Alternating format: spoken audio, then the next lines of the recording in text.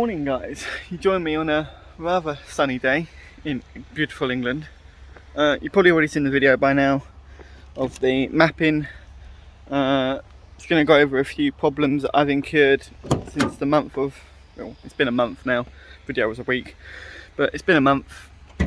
So it's going to go over a few problems I've encountered with mapping and the fact that I quite possibly need a new turbo. Let's have a look into it. Now you may have seen on mapping we lost a bolt. On the way home I actually lost another bolt. So me and Ollie bolted up these two bolts with some Loctite bolts on the actual threads. Lost that bolt as well, replaced that one. And there's one, don't know if you can see it. There's one down there somewhere that I've lost a bolt as well. But the main problem I've encountered is I've got a fluttering on the actual turbo, which I believe means the turbine spindle has gone. So we're going to take off all the intake pipes, intake hoses that go to the actual turbo, and check the shaft play. If I can't get to the shaft from here, then I'm going to have to take off the downpipe another day and see if there's the wastegate sticking, or if there's something else more important. So yeah, let's crack on and just get some stuff out of the engine bay. So after removing about a garage's worth of bloody pipes and intake hoses and everything, that was a nightmare to get off. But you can see turbo's sitting in there. The actual state of the turbo and the turbines actually look fine, but I don't know whether you're going to be able to hear it. If you get, I don't know whether you're going to be able to hear it on camera. That's me physically wiggling the turbine, which means the shaft that houses the turbine and the exhaust turbine is kaput. So yeah, that's the fun of mapping. Your car could be absolutely fine on stock power, but as soon as you start putting more power into it, things go wrong. That is the real life assumption. So yeah, I think that's going to be a new turbo, which is great fun.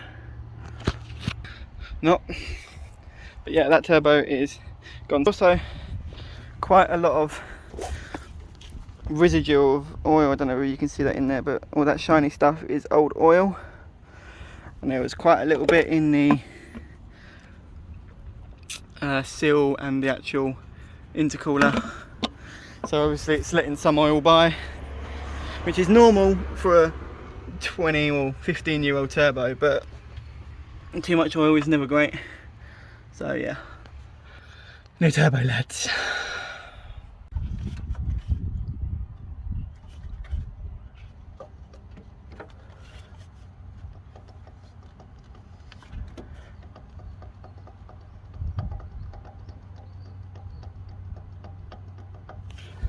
Right, so after about half an hour call around a few people and actually getting through to Matt Carr at Darkside Modified Owners Club, it's not actually the turbo that's fucked.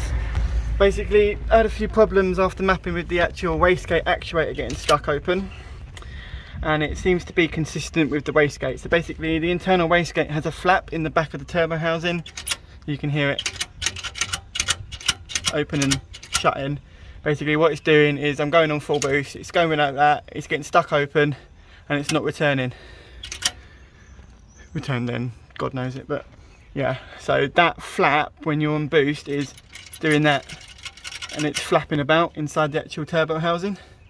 That's the main problem with our cause. He said the turbo plays nothing to worry about if it's not moving up and down. If it's not moving back and forth, then it's fine. If it's moving up and down, a little bit of play when there's no when the car's not idling or running, that's fine, because the oil pressure stops that from happening. But yeah, it seems hopeful. Maybe not a new turbo, maybe just a new actuator, which is nice and simple, nice, 30-20 quid. But I may look at getting a different turbo, we'll have to see. But yeah, for now, we're just gonna get this abundance of pipework back in, because he said it's more than happy to keep it running like that. So yeah, let's just get all this pipework back in and get in, because it is bloody hot. We've got all the pipework back on, everything all bolted up, and put some gold heat tape around the intake pipe because it looked like shit. All the pipes back on, it was back on. we're going to go for a little run, see what it's doing now, and then order up a wastegate. So in the next video you might see me us fitting a wastegate, you never know. But yeah, this is just a little video, keep the weeks going, find out what was wrong with the turbo. It wasn't a turbo to begin with. I thought it was a turbo to begin with, and I felt the shaft and it honestly felt like it wasn't going to be good, but apparently it's good as long as it's got no back and forth motion and it's up and down motion. Matt Carr was a G, helped me properly out from a dark side, so big shout out to him. But yeah, let's go for a spin, see what it's saying. So as far as the turbo goes, it pulls fine and it sounds fine. All of the hoses we put back on right, but probably the wastegate's a bit pooped. I'm only getting around 14-15 psi, so there's something definitely wrong with the wastegate, because before, when it was on mapping, I was getting 18 psi. Now it's a month afterwards, it's obviously lost its boost. But yeah, it seems to be running fine. Apparently, according to Matt and a few other people, the turbo is perfectly fine if it's got a little bit of play in it, because when it's spinning inside, the oil pressure will sort that out. So as long as it's not moving back and forth, it's fine. Obviously the wastegate is a problem, we need to get that sorted, because that is what is making that chattering noise. You can't really catch it on camera because it's not that loud enough, but it's loud enough that you can hear it inside the cabin. But yeah, little short video, another one, but Subaru's running alright after mapping, not blown it up yet. But yeah, catch the next one, see you later.